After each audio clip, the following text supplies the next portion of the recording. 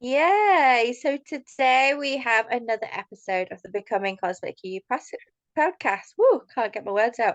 And today we have Harmony with us. So Harmony, let us know who you are and what you do. Hi, so my name is Harmony, as you mentioned, and I'm an Ayurveda and women's health practitioner. I'm also the founder of the Ayurveda Alchemist Academy, and this is where we certify women to become Ayurveda holistic health coaches.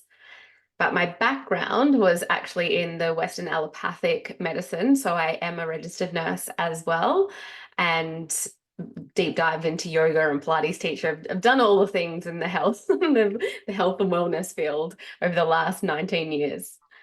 Oh wow. So what kind of made you move over from I guess traditional medicine to what I think back in the 80s was referred to as holistic, but I think now it's just an accepted practice, isn't it? These extra things that Yeah. we do. So how did you get into it? Yeah, so basically I got into Ayurveda a long, long time ago. Like I'd known about it for a while. As I mentioned, I was a yoga teacher as well. And so Ayurveda is actually the sister science to yoga.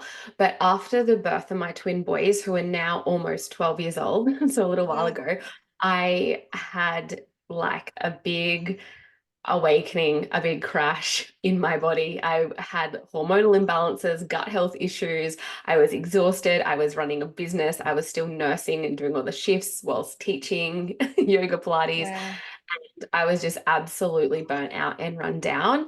And the traditional allopathic medical system couldn't really support me in the way that I needed to. I knew that there was so much more that I needed to do. And so I decided to go all in with Ayurveda. And as I mentioned, like I already had, studied some like Ayurvedic psychology and Ayurvedic nutrition, but I was like, I'm going to really throw everything into this because I tried so many different things, even going to naturopaths and doctors and gastroenterologists and hormone specialists, like all the things.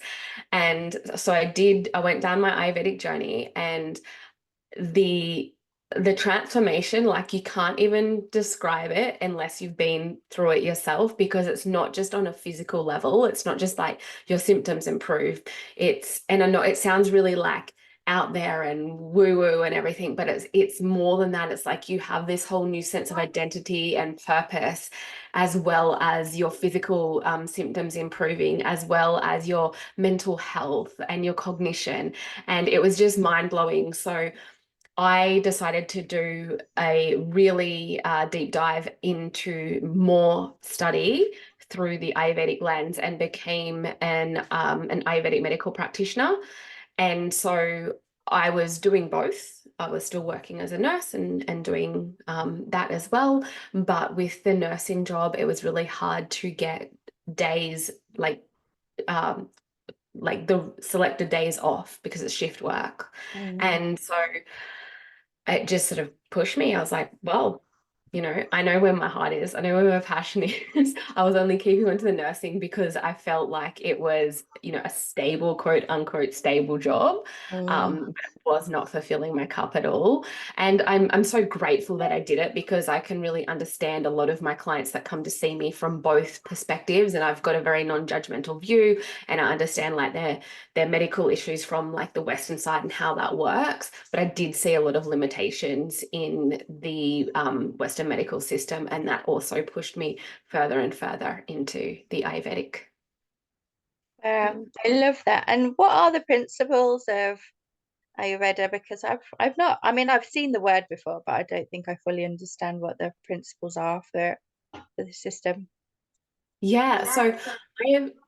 Oh, that's a bit of an echo. So Ayurveda it is a traditional medicine that stems from India. It's over 5,000 years old, and it was first documented in the Vedas, which originally were written on palm leaves because we didn't have paper and pen back then, right? And prior to that was handed down the oral route, and it's a holistic health science. So the word Ayurveda, the first part of the word, Aya, means life, and Veda is the knowledge of, or the study, the science of. So talking about the Vedas. So the actual word is translated to the science and study of life and longevity, and it is a whole medical system. So there is 8 branches, and what most people don't know with Ayurveda is like surgery was one of the branches. Obviously, back in the day, it was like very limited surgery. Mm, But there's like gastroenterology, there's ENT, which is ears, nose, and throat. There's geriatrics, pediatrics, women's health. All of that is covered in it. But Ayurveda doesn't just look at health from the standpoint of your physical and mental health. It takes into account your physical, your mental, your emotional, your spiritual, and your dharmic health. So tapping into that deeper awareness and that purpose, because once we can really uncover all of those aspects of self, that allows us to be able to step into our higher self and create complete health alchemy. yeah, I love that.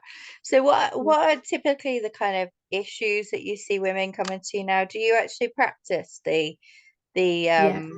principles, or are you teaching, or how, what do you do? Yeah, so I do both. I'm still a practitioner. I have my own women's health clinic and I specialize in women's hormonal health. So I will see a lot of women come in who are in perimenopause through to menopause, women suffering with PMDD, which is premenstrual dysphoric disorder, which is like PMS on steroids, but like worse. And I also run the academy, so I am teaching other health professionals how to introduce Ayurveda into their practice, because the difference between, say, like a naturopath and an Ayurvedic practitioner is that we work with the individual constitution of an individual. So there wouldn't be like, oh, you've got cortisol imbalance, so we'll give you this herb, this, and this. We work out the individual's dosha, or the individual constitution, which are the mind, body, energy types of each individual. So the treatment plan will be customized to that individual depending on their unique mind, body constitution. So the dietary principles, the lifestyle principles, the herbs, all of that. I love that. So specific and unique.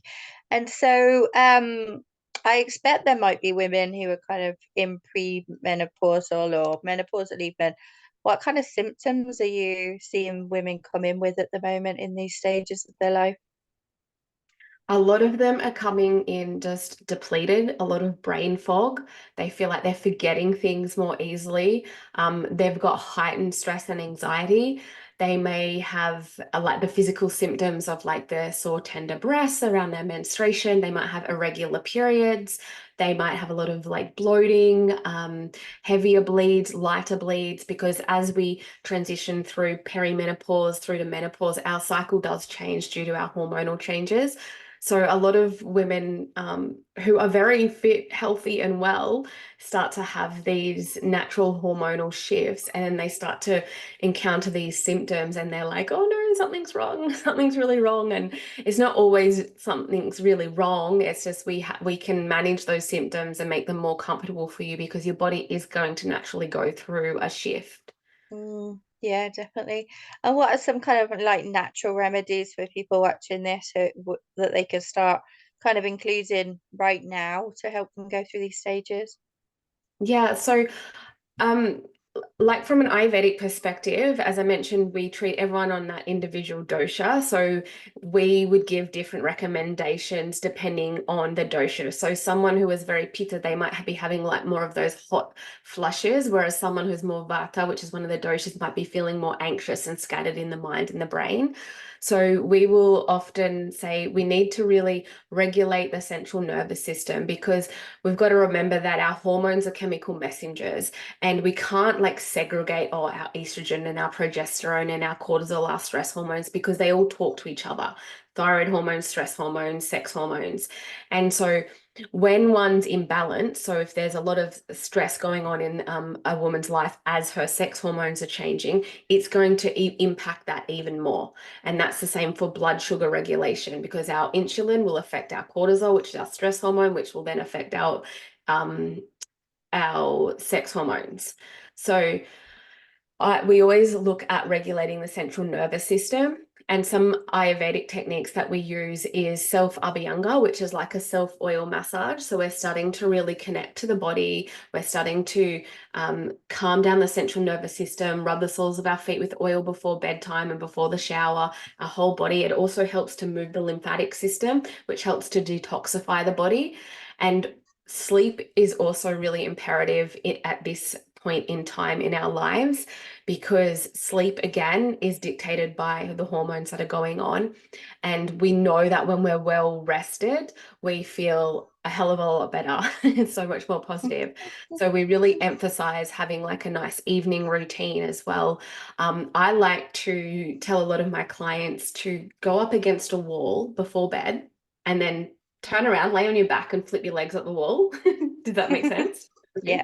Yeah. And then pop a little eye pillow on and have a 5-10 minute meditation, because what that does, that position does, is it drops you into that parasympathetic nervous system, which is our resting nervous system. And that's the one we need to be in more. But because of these hormonal shifts and imbalances, often we're driven into that sympathetic nervous system too much. And that's like where we get all that stress, anxiety, brain fog, all of this stuff going on. So doing a nice meditation with our legs at the wall is a really good tip for calming the whole central nervous system. So I love that. that's some of the like lifestyle sort of things that there's so many of them, but there's just a few quick little ones. And then we have herbal medicine as well, which can really help manage the symptoms, can help increase progesterone levels, or flush out the excess estrogen levels. So there's that, and then obviously the diet as well. So looking at how we can best support the body and the hormones and all of those things sort of all go together. I love that. There's so many layers, aren't there, with this work? I think whoever we're speaking to, whoever's sat in like your position, there's already always so many layers that people have to consider and think about, because we are very complex beings, aren't we, as humans? Our bodies are very, very complex, and that's just the physical body, right? Absolutely. And you bring up a really good segue as well into, that's just like you said, that's just the physical body, but also our mental body is going through a big change in this time, especially in our Western cultures, because when we're transitioning from like that perimenopause through to menopause, often there's this like, oh, I'm aging, I'm getting older, like all of these sort of fears and worries are coming up instead of embracing that beauty. And from like more of the Eastern traditions, it's seen as like this time of wise womanhood where you're actually stepping into your higher self, your true wisdom. And when women can really embrace that, they embrace the whole process, and it doesn't play on their mental health as much, because we know that the hormones already will be driving changes in our brain and our mental health. But then when we're labeling ourselves and seeing it as this awful sort of process, it also starts to play on our mind. And from an Ayurvedic perspective, we look at that even deeper, because there's so many different layers of the mind that we need to get through as well. Yeah, I agree.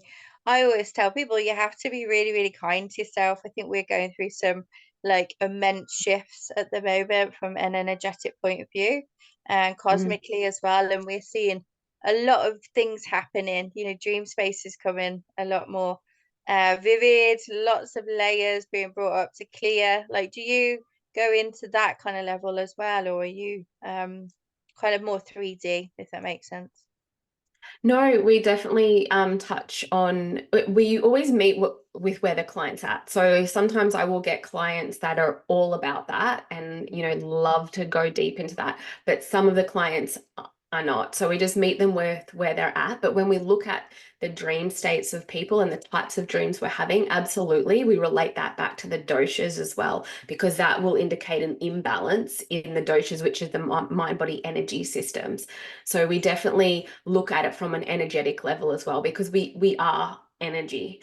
So we definitely take all of that into consideration when we're treating a client, and the way that we articulate that with a client may differ depending on who they are and how they're coming in to us. A lot of the time, our conversations, that I've found recently with women is they come in for hormonal balances, but most of our conversations and treatments geared towards they feel like they've had a loss of purpose, a loss of connection, a loss of dharma, or they have not been able to set boundaries, around themselves or their business or their family, and that's causing a lot of extra stress. And from there, the stress can start to impact the hormones and so on. But when we're looking at the root cause, it's generally like very heavily in the energetic levels of the individual. Yeah, I love that. So important. I think a lot of modalities kind of tend to skip out on quite a lot of the layers that you actually need. I've been recently, I mean, I'm quite connected cosmically, so a lot of what I need to do here in 3D and above 3D is kind of directed to me. I'm like, they tell me what to do, what to say, where to go, and I'm like, okay, I'll do it most of the time anyway. Um, but recently I've been called to add more peppermint to my diet, more vitamin C, and more Mhm. oregano oil as well. So that's been quite No. interesting. It's stuff that I've been doing anyway, on and off, but they're like, you really need to get consistent with this now. So like I bought myself a Yeah. little juicer and I love that. I love that, when you're connected, you're going to be guided. Mhm. And interestingly, from an Ayurvedic perspective, all of those things are really to boost immunity in the body. Mm, Whether there's sort of some little thing lingering around there that, the universe is helping you to not manifest because it's really starting to boost your immune system with the oregano oil, the vitamin C's, and all of the things. That's a really nice, nice message to get to really support your health in that way. yeah, and peppermint tea as well. I'm a big fan of peppermint tea. I don't know how Yeah. that plays a part in herbal medicine. Well, Well, from an Ayurvedic perspective, peppermint tea is like a cooling. So if there's sort of in like if you have a higher pitta dosha, which is like a more of that fire dosha, then that will help to counterbalance that. So that might even be like being very driven and overworking and very passionate. Like sometimes that can get really like heated, and so the peppermint tea can cool all of that down. Or if there is sort of something lingering around, like usually if there's like an inflammation or some sort of low level infection, like that generates heat as well. So you might be being called to using the oregano and vitamin C for the immune system, but also like the peppermint tea for the cooling of the system. Mm. Where are you based? Where do you live? In the UK. Okay, so it's pretty cold there anyway, right? Or Yeah, I yeah. just bought a car recently with heated seats, and honestly, it's been a game changer because my kids always moan about me having the heat around. They're like, Mom, I'm gonna be sick. Can you turn it off? Because I like the heat. So, like, having a heated Ah, seat in the morning has just been absolutely incredible. And no but whiny kids. You said you've got yeah. children, you've got family as well, have you? Yeah, I've got, twin boys, so Oh, I get twin you. boys. Yeah, they're 11, 12, 11. You said, I think. Yeah. Yeah, yeah, Oh, they're about wow. to turn 12. Yeah. That must have been a journey on its own, having twins. Were you aware that you were having twins? Did you plan or? Definitely didn't plan to have twins. At first, I cried when I found out. I was like, "What? How can you do this?" I know we was in the ultrasound, and I saw like, you see the sac, the dot, and then I was like, "What is that? Like, seriously, what is that second dot doing over there?" And the doctors just like went over to scan. He's like, "Yeah, there's two heartbeats in here." Wow. But I love it now. Absolutely love it. They're good mates. Yeah, it's lots of fun. Yeah, I bet. I guess it's kind of like once you get over the hard stage and having children is hard from a young age anyway, isn't it? Yeah. Once you get over that, you've got two, so you don't have to go through it again. So you kind of done it Yeah. all in one go. Yeah, exactly. And it's kind of easier now because they do the similar things. They're at a similar age. Like I'm not having to, juggle too many different activities. Like I still do, but not as many as like, someone with three kids, different ages, different sexes. Be difficult. Yeah, that's lovely. And how have you found like being a mom, handling everything you do? Like how, because I know I'm a single mom, so me, I just get very, very good at juggling everything. I just Mm. have. I'm good at handling chaos. I'm good at Yeah. handling stress. I think we just battle through. But how have you Yeah. found this journey of working for yourself and then being a mom as well? Yeah, I mean, you've got to sort of just battle through, don't you? But I think I did suffer quite a lot with the boundaries in my work a while ago, and then that would lead me to a lot of guilt with the children. And so now I'm so much better at having those boundaries in my work times and then my times with the children's, like really just time with my children. And I mean, as a mum, there's always like a little bit of that guilt that comes in if like they get back from school and you're still working, like I'll be down there soon, like, and but Mm, then they've also had to learn like, this is also mum's job. So they're very respectful of that too. We've just had to work it out as we go along, and each age that they are, things change and shift a little bit. But yeah, there was definitely been like a big juggle, but now I feel so much more comfortable with both, managing both. And I'm finding that I am creating more balance with like entrepreneurship and motherhood, and it feels really, really good. I love that. I love that.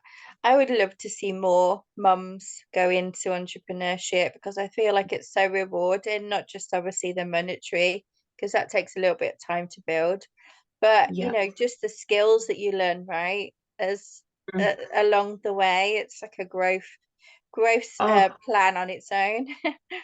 it's next level. Like I have done multiple degrees. I'm nearly finishing my master's degree. Like I've done so much through, the traditional educational systems, and nothing has Mm, tested me. Nothing has made me grow. I have like then being your own like an entrepreneur and going, this is like the biggest personal development journey you can go on is being in business for yourself.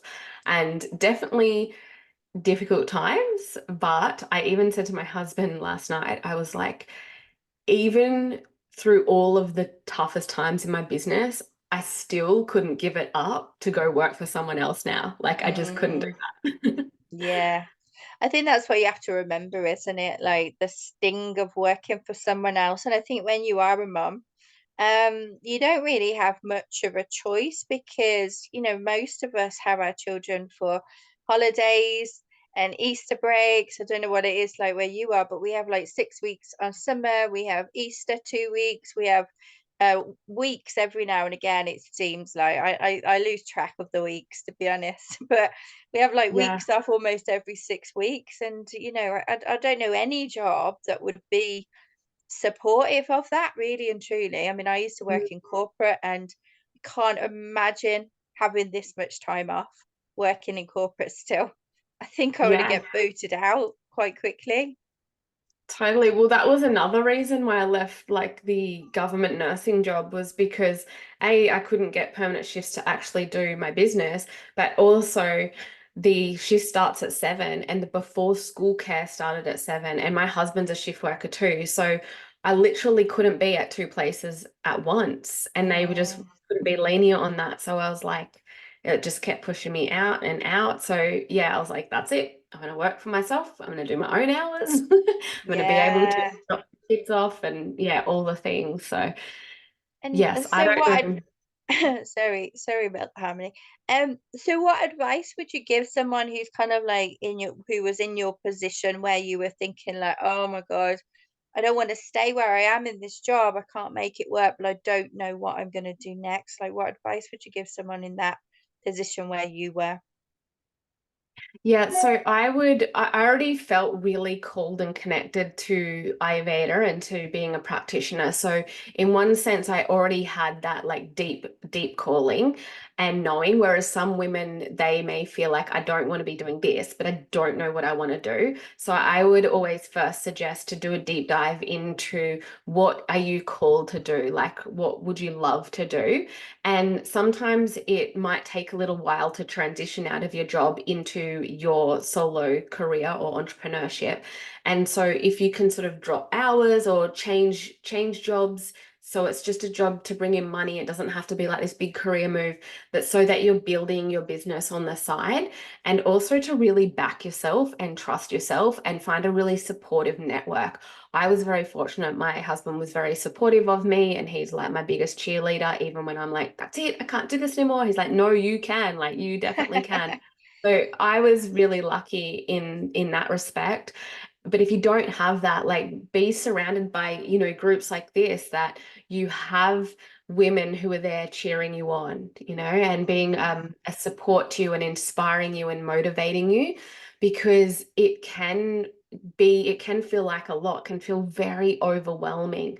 And I would always suggest is get a mentor that has been through it and can give you the steps, because if you're trying to do everything on your own at the start, like I was, it will take so much longer. You'll have like, it'll do your head in, and then you'll feel like you're failing when maybe you're actually not failing, but to yourself, especially if you're someone who puts high expectations on yourself, you'll be like, this isn't working.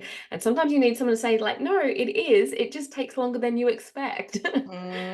Yeah, that old chestnut. It always takes longer than you expect. And I think one of the biggest lessons that I've learned on this journey, and I've been on it for just over 10 years, is that you have to be incredibly patient. hmm And you have Yeah. to be incredibly kind as well to yourself, because it just as in a job, there's no kind of linear stage to growth. Is there? Growth just doesn't go up in a straight line. It would be beautiful if it did, but some days you'll feel like you're taking 10 steps backwards. And Yeah. I always remind people, like there's a little like caterpillar walking along the road. It has to go backwards to go forwards. And so, Yeah. oftentimes we have to take those side steps and those backward, and it's almost like a dance, isn't it? And I think sometimes it's okay to give up for the day and just say, you know what, I've given up.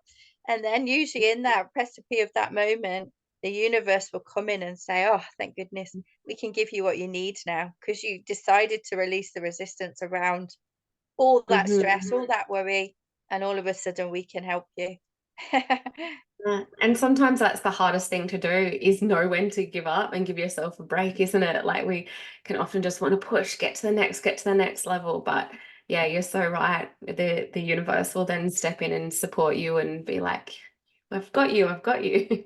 Yeah, Um, I call it the what next syndrome, and I see that quite a lot, especially within women coaches.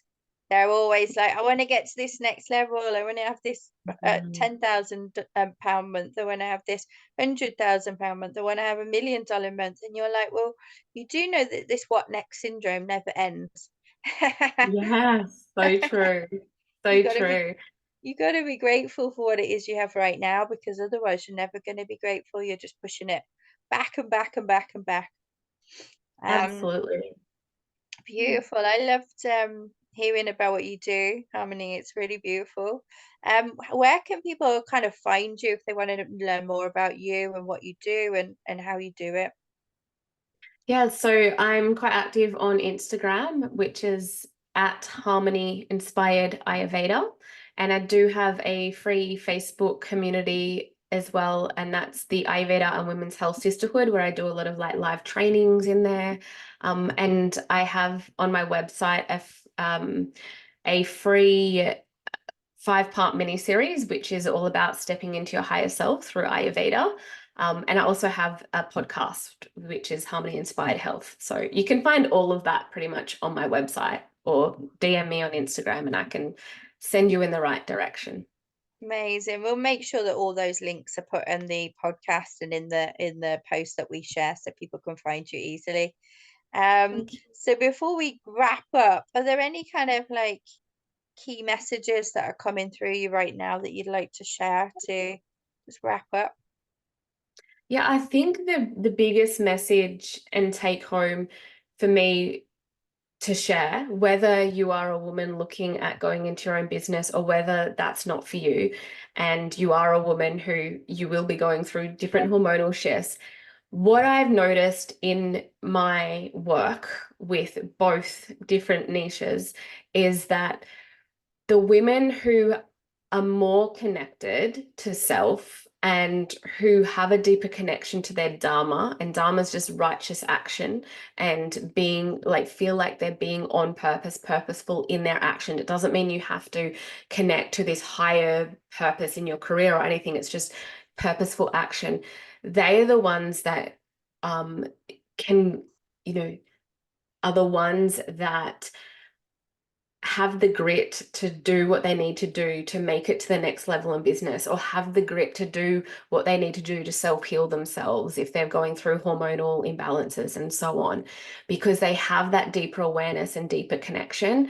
And so I always like to help my clients cultivate this by taking a moment every single morning, hand on your heart, and just taking a big deep breath in and asking yourself, like, how do I feel? And be really honest with that. And if you're feeling, you know, pissed off, or if you're feeling agitated, or if you're feeling calm, like, say how you're feeling, and then how do I want to feel?